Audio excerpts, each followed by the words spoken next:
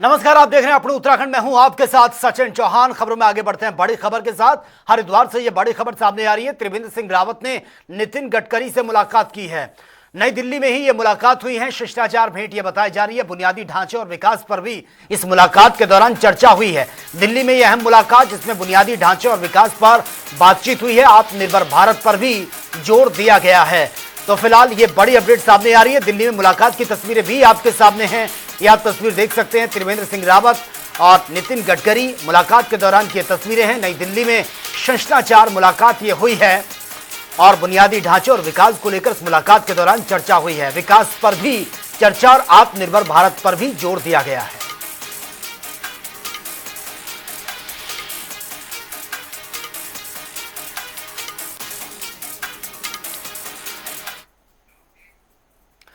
चारधाम यात्रा को सुरक्षित और सुगम बनाने के लिए उत्तरकाशी पहुंचे अपर पुलिस महानिदेशक डॉक्टर वी मुरुगेशन ने गंगोत्री यमुनोत्री धाम सहित यात्रा मार्गों की व्यवस्थाओं का निरीक्षण किया और साथ ही अधिकारियों के साथ समीक्षा मीटिंग की है। उन्होंने जानकारी दी कि 19 अप्रैल को यमुनोत्री धाम और गंगोत्री धाम के कपाट खुलने के साथ यात्रा की शुरुआत होगी। श्रद्धालुओं की सुरक्षा सुविधा को सर्वोच्च प्राथमिकता देते हुए सभी तैयारियां पूरी कर ली गई हैं। चारधाम यात्रा में हमारे इस डिस्ट्रिक्ट में 2 धाम हैं, गंगोत्री धाम और श्री यमुनोत्री धाम। तो उसी के परिप्रेक्ष्य में हमने इस पूरी यात्रा को 2 सुपर जोन में, 12 जोन्स में और 30 सेक्टर्स में विभाजित किया है। हमने पिछले वर्ष के फीडबैक के अनुसार ही इसमें काम किया है। और जहाँ जहाँ पे भी, क्योंकि पिछले साल जब आपदा आई थी तो हमारे कई जगह पे यात्रा रूट पे हमारे बॉटलनेक्स बन गए, तो उन बॉटलनेक्स को हम कैसे उसको ठीक करेंगे उस आधार पे हमने किया है। तो हमने SDRF की इसमें टीम्स लगाई हैं। हमारी 9 जगह पे फायर यूनिट्स रहेंगी। हमारे पास 2 हमने अपना QRT भी बनाई है, 2 QRT भी बनी है हमारे साथ। यहाँ पर पुलिस के साथ साथ हमें अब CAPMF भी मिल रही है, उसकी भी इसमें लगाया जाएगा। और BDS के साथ ये सारी चीज़ें हमारी रहेंगी, LIU भी रहेगा। और साथ में जैसा अभी बताया गया है, हमारे पास 6 यहाँ पे इंटरसेप्टर्स हैं ट्रैफिक के, और साथ में 38 हमारे पास मोटरसाइकिल्स हैं जो हम उसमें रहेंगे, सारे मूवमेंट में रहेंगे। साथ ही अभी इस बार PHQ ने हमें 6 नई बुलेट भी अवेलेबल कराई है, वो भी रहेगी। साथ में हम सभी दोनों धामों पे खोया पाया केंद्र भी बनाए हैं हमने एक। चारधाम यात्रा की शुरुआत 19 अप्रैल से होने जा रही है, जिसे लेकर श्रद्धालुओं में जबरदस्त उत्साह देखने को मिल रहा है। वहीं अब तक 18 लाख से अधिक लोग पंजीकरण करा चुके हैं। हालांकि खाड़ी देशों के बीच चल रहे विवाद के कारण ईंधन और गैस आपूर्ति प्रभावित होने की आशंका ने चिंता को बढ़ा दिया। इस बीच बीजेपी के प्रदेश प्रवक्ता कुंवर जपेंद्र सिंह ने कहा कि वैश्विक समस्या है, लेकिन नरेंद्र मोदी के नेतृत्व में पहले से तैयारियां कर ली गई हैं ताकि इसका असर यात्रा पर ना पड़े। तो वो तो समस्या आज पूरे विश्व में हल होती हुई दिखाई दे रही है। और माननीय प्रधानमंत्री मोदी जी ने बहुत पहले से ही तैयारी कर ली थी कि भारतवर्ष में हमारे पास संपूर्ण स्टॉक है और आपूर्ति के भी व्यापक साधन उपलब्ध है। चारधाम यात्रा बहुत महत्वपूर्ण यात्रा है। हर वर्ष यात्रियों की संख्या में भी बढ़ोतरी होती है और माननीय मुख्यमंत्री धामी जी ने यात्रा शुरू होने से पहले ही इसकी तैयारियों की मॉनिटरिंग और अधिकारियों को और संबंधित विभागों को निर्देश देने स्टार्ट कर दिए थे। और माननीय मुख्यमंत्री जी खुद समय समय पर मॉनिटरिंग भी करते रहते हैं और उसकी प्रॉपर रिपोर्टिंग माननीय मुख्यमंत्री जी के पास है। तो ऐसा कोई विषय नहीं है। यात्रा में सभी सुविधाएं सुचारू रूप से उपलब्ध कराई जा रही हैं। पहले से बेहतर सुविधाओं की दृष्टि से काम किया जा रहा है। शासन प्रशासन चुस्त दुरुस्त है और संबंधित विभाग अपनी अपनी जिम्मेवारी का निर्वाह करते हुए दिखाई दे रहे हैं। चारधाम यात्रा की शुरुआत 19 अप्रैल को गंगोत्री धाम और यमुनोत्री धाम के कपाट खुलने के साथ होने जा रही है। और इससे पहले जिलाधिकारी प्रशांत आर्य ने यमुनोत्री धाम पहुंचकर यात्रा मार्ग और व्यवस्थाओं का जायजा लिया। प्रशासन और संबंधित विभागों ने युद्ध स्तर पर तैयारियां पूरी करते हुए श्रद्धालुओं के लिए सुविधाओं को दुरुस्त किया है। और डीएम ने यह निर्देश दिए हैं कि सभी विभाग समन्वय के साथ काम करते हुए यात्रा को सुरक्षित, सुगम और सुविधाजनक बनाएं, ताकि आने वाले श्रद्धालुओं को किसी भी तरह की कोई भी परेशानी ना हो।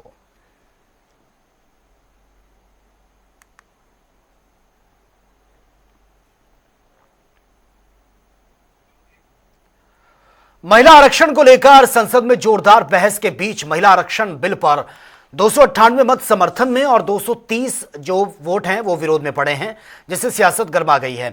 एक और भारतीय राष्ट्रीय कांग्रेस ने बिल की प्रक्रिया, इसकी मंशा पर सवाल उठाए और उत्तराखंड प्रदेश अध्यक्ष गणेश गोदियाल के जरिए सरकार को जमकर घेरा है। वहीं बीजेपी ने इसे महिलाओं के सम्मान से जोड़कर देखा है। बीजेपी महिला नेत्री लक्ष्मी अग्रवाल ने बिल पास ना होने को महिलाओं का अपमान बता दिया और विपक्ष पर निशाना भी साधा। उन्होंने कहा कि विपक्ष बाधा डालने का काम कर रहा है, जिसके बाद राजनीतिक बयानबाजी और तेज हो गई है।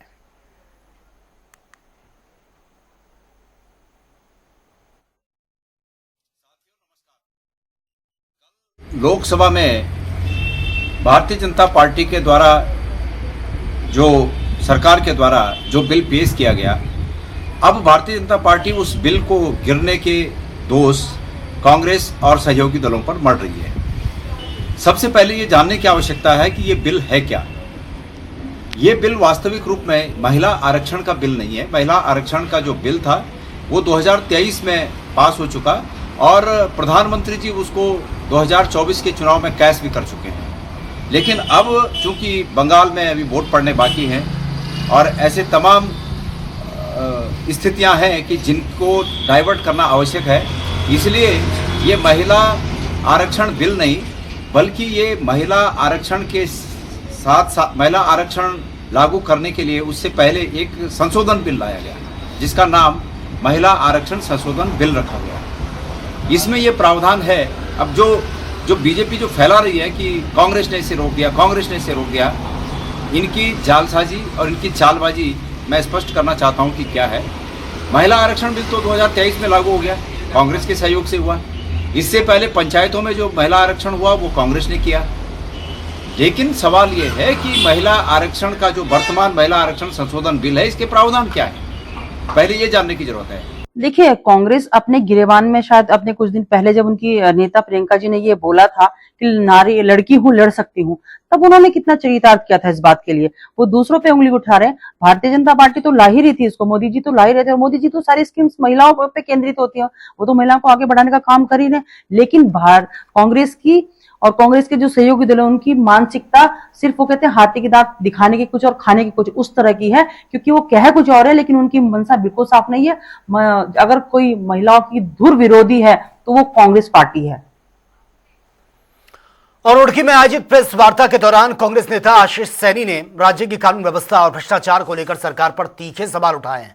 उन्होंने दावा किया कि हत्या, लूट और दुष्कर्म जैसे अपराधों में 25% तक बढ़ोतरी हुई है, जिससे आम जनता में डर का माहौल है। साथ ही आंगनबाड़ी कार्यकर्ताओं के मानदेय, हरिद्वार रुड़की विकास प्राधिकरण में जमीन घोटाले और अवैध निर्माण जैसे आरोप भी लगाए।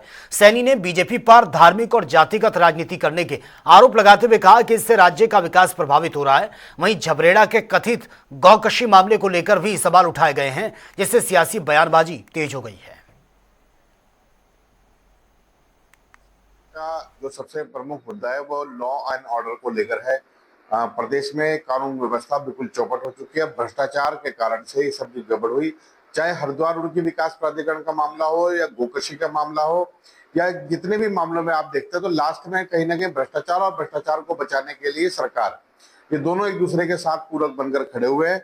इसीलिए हम लोग हैं दूसरे भी आगे बढ़कर जो इनकी ओछी मानसिकता सरकार की दिखाई दे रही है कि मुद्दों पर बात करके जवाब देने के बजाय जवाबदेही से बचने के लिए भावना पांडे जैसे लोगों को लाया जाता है, जिनका पूरा चरित्र, पूरा समय भ्रष्टाचार, ब्लैकमेलिंग और तमाम तरह के गलत कामों को लेकर हुआ।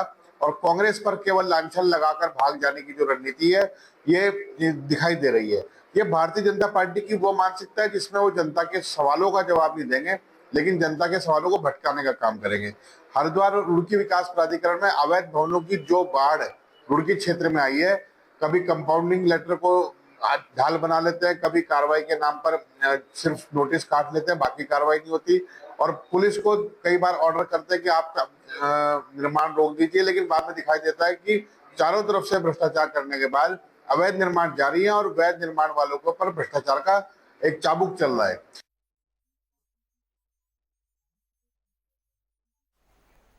फिलहाल यहां रुकेंगे, एक छोटे से ब्रेक, लौटेंगे कुछ और खबरों के साथ।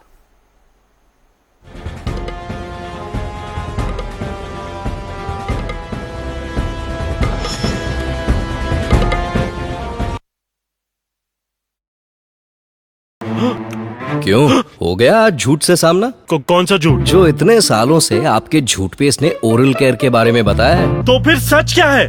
ट्रूथ पेस्ट, पतंजलि दंत कांति, आयुर्वेद और साइंस ने मिलकर बनाया है इसे। इसकी 16 जड़ी बूटियों से मिले आपके दांतों और मसूड़ों को कंप्लीट ओरल हेल्थ का सच।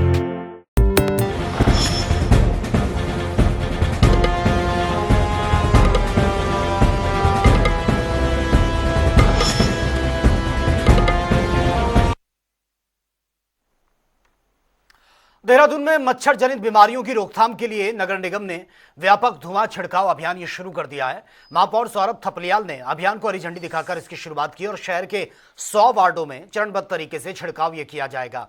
डेंगू, मलेरिया और चिकनगुनिया जैसी बीमारियों पर नियंत्रण पाने के लिए जल भराव और संवेदनशील क्षेत्रों पर विशेष ध्यान दिया जा रहा है। देखिए, डेंगू आने से पहले ही हम उस पर रोकथाम लगा सके, इसके लिए सारे वार्डों में हमने फॉगिंग स्टार्ट करवा दी है। लार्वा जो है उनको मारने के लिए भी जो वो लार्विसाइड इनका इस्तेमाल शुरू करवा दिया है। गर्मियों का मौसम आ गया और लगातार पिछले दिनों बरसात भी हुई है और आने वाले दिनों में भी जैसे जैसे गर्मी बढ़ेगी तो मच्छरों के प्रकोप बढ़ सकता है, जिससे कि मच्छर जनित जो बीमारियां हैं वो होने की संभावना रहती है। इसलिए आज से हमने विधिवत फॉगिंग का कार्य शुरू कर दिया है और साथ ही साथ लार्विसाइड का छिड़काव भी एक टाइम टेबल बना के उसके हिसाब से छिड़काव किया जाएगा और ये समस्त 100 वार्डों में किया जाएगा। सारी मशीनें हमारी उपलब्ध है, सबकी की सर्विसिंग करा दी गई है और साथ ही साथ जो है सभी को जागरूक किया जाएगा इसके साथ। हरिद्वार के पथरी क्षेत्र के गाड़ोवाली गांव में शादी समारोह उस वक्त रणक्षेत्र में बदल गई जब मामूली कासूनी ने हिंसक रूप ले लिया है। दोनों पक्षों में जमकर लाठी डंडे चले हैं। मौके पर अफरा तफरी मच गई, लोग जान बचाकर भागते हुए नजर आए हैं। घटना का जो दृश्य है वो सामाजिक माध्यमों पर बहुत तेजी से फैल रहा है। सोशल मीडिया पर यह वीडियो वायरल हो रहा है। फिलहाल पुलिस का कहना है कि किसी भी पक्ष की ओर से अभी तक कोई शिकायत नहीं मिली है और शिकायत मिलने पर इस पर एक्शन भी लिया जाएगा।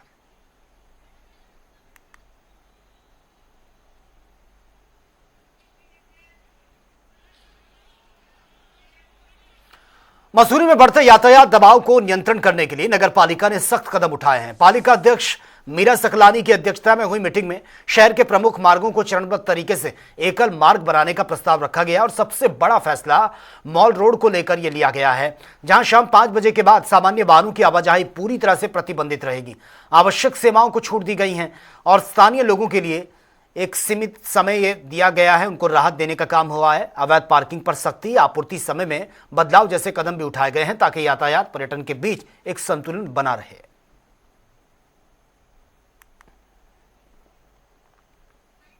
कि पूरे जो पालिका के माध्यम से यहाँ पे एक ट्रैफिक प्लान बनाया गया था, वो यहाँ पे हमारा होटल एसोसिएशन है, हमारा व्यापार मंडल है, हमारा जो टैक्सी यूनियन है, पुलिस प्रशासन है, प्लस जो हमारे सप्लायर्स हैं, सबके सामने वो ट्रैफिक प्लान रखा गया है और उसमें कुछ लोगों के सुझाव भी आए हैं कि कैसे हम इसको और बेहतर तरीके से इसको इम्प्लीमेंट कर सकते हैं। तो वो सुझाव आज लिए गए हैं और हम 1 हफ्ते के अंदर अंदर उसको पूरा विस्तृत रूप से, क्योंकि जो सुझाव आए हैं उसको भी ऐड हम उसमें करेंगे और कोशिश रहेगी कि जो ट्रैफिक प्लान पालिका के द्वारा बनाया गया है हम उतना ही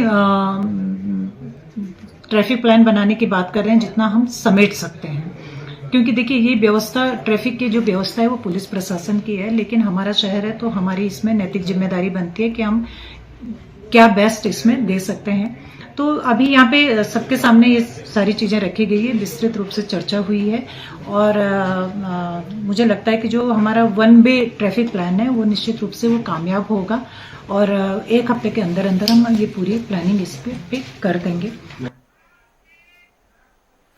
और देहरादून के मोहब्बे वाला आईएसबीटी क्षेत्र में भीषण सड़क हादसे में कार और ट्रक की जबरदस्त टक्कर हुई। हादसे में एक युवक ट्रक में फंस गया, जिसे बचाने के लिए राहत बचाव दल ने तुरंत अभियान चलाया। कड़ी मशक्कत के बाद युवक को सुरक्षित बाहर निकाला गया है, अस्पताल उसको पहुंचाया गया। वहीं कार सवार अन्य घायलों को पुलिस पहले ही उपचार के लिए भेज चुकी थी। समय पर कार्रवाई से एक बड़ा हादसा यह टल गया है।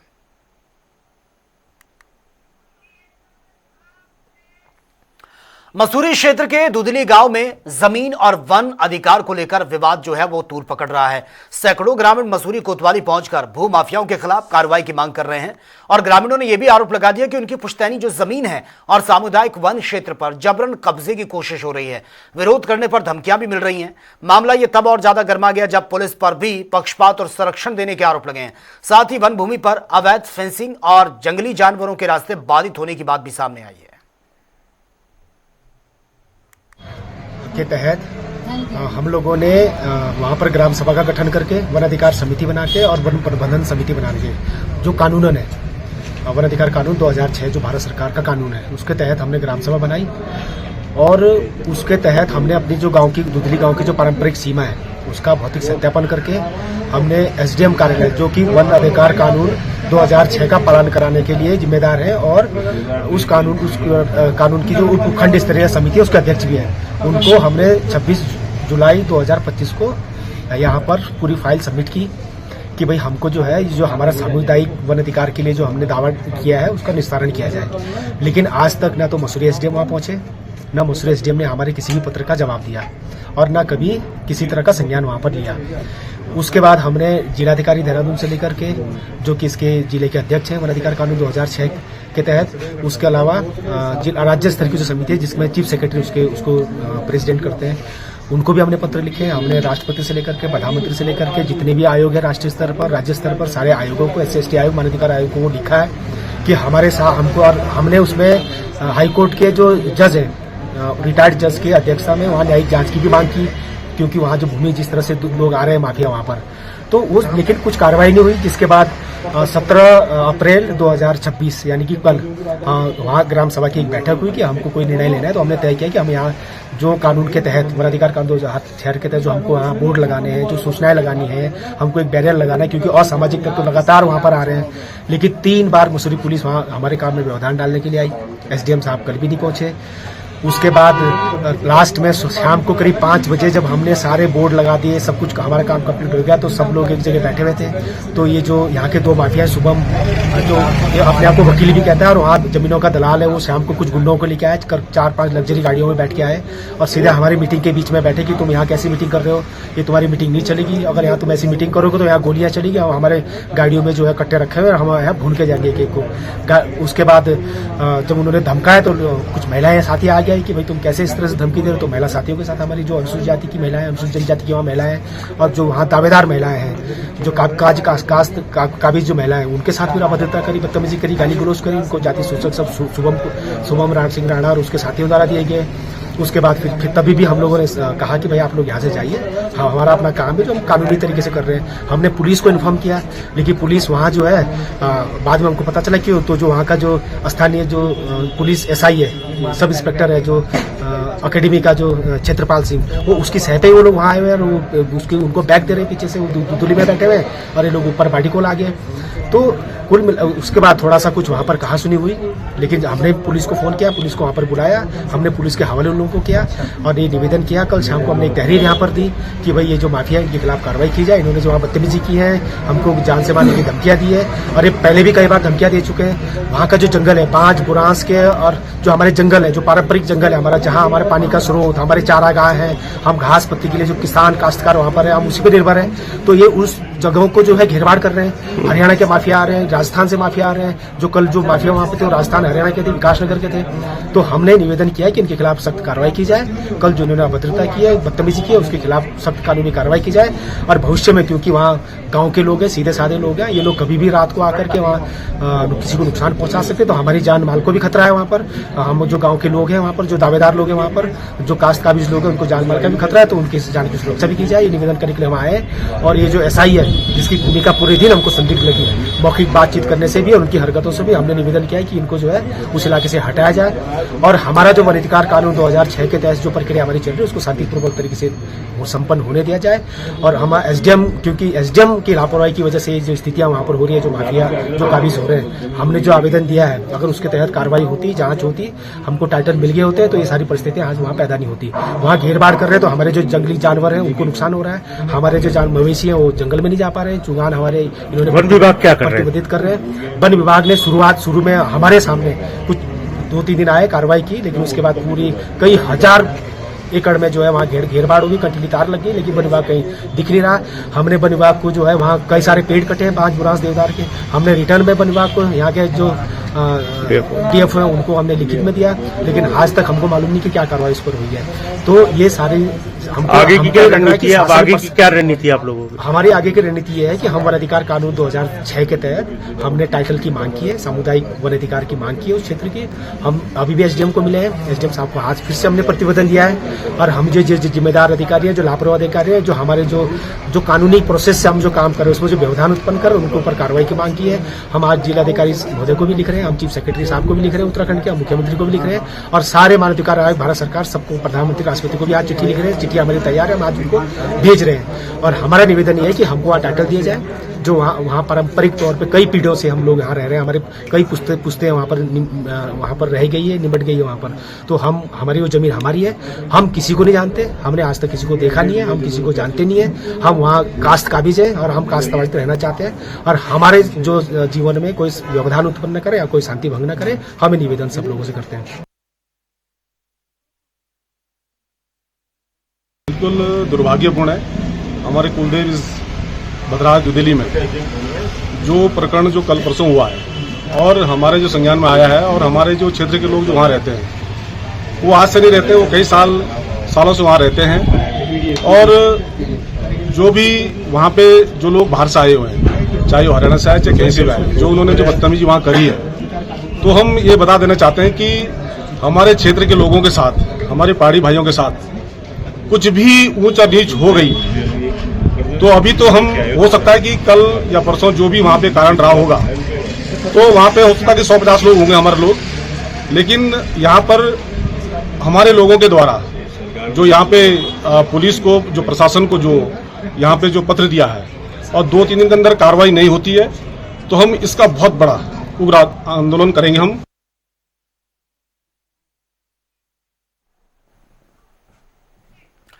चलिए आगे बढ़ते हैं। नैनीताल पुलिस के ड्रग फ्री देवभूमि मिशन के तहत हल्द्वानी में बड़ी कार्रवाई करते हुए मंजिलपुरा निवासी दिलशाद को 54.80 ग्राम अवैध स्मैक के साथ गिरफ्तार किया है। और मामले का खुलासा करते हुए अमित कुमार ने यह भी कहा कि सघन चेकिंग अभियान के तहत यह बड़ी सफलता मिली है, जिसकी अंतर्राष्ट्रीय जो कीमत है वो करीब 16,44,000 के आसपास यहाँ की जा रही है। और पूछताछ में आरोपी ने यह खुलासा किया कि वो बरेली के इज्जत नगर से स्मैक लेकर हल्द्वानी वो बेचता था। पुलिस के मुताबिक जनवरी से अब तक 20 मामलों में 25 तस्करों को गिरफ्तार किया जा चुका है। पूछताछ उनसे की जा रही है। पुलिस इनके पूरे नेटवर्क को खंगाल रही है।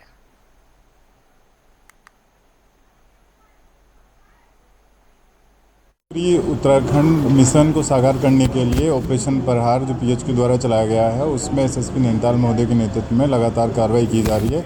इसमें भी कल हमें एक अच्छी सफलता मिली है, जिसमें हमारी SOG की टीम और काठगोदाम थाना की टीम ने एक व्यक्ति के पास से ये 54.8 ग्राम अवैध स्मैक को बरामद किया है, जिसमें उसकी कल गिरफ्तारी कर ली गई थी और आज माननीय न्यायालय में प्रस्तुत किया जा रहा है उसको। और इसके द्वारा पूछताछ में बताया गया कि ये बरेली से इसको लेके आ रहा था और ये रहने वाला भी यहाँ बनपुरपुरा क्षेत्र का है। और इसमें लगातार कार्रवाई चल रही है। अभी तक हमारे यहाँ टोटल 20 मामलों में 25 लोगों को गिरफ्तार किया जा चुका है जो तस्करी करते हैं इसकी, और तकरीबन 4 करोड़ 15 लाख की अवैध स्मैक जनवरी से अभी तक बरामद कर ली गई है, जो कल हमने ये 54.8 ग्राम स्मैक बरामद। तो फिलहाल इस बुलेटिन में मेरे साथ इतना ही, लेकिन तमाम खबरों के लिए आप बने रहिए जनता टीवी के साथ। नमस्कार।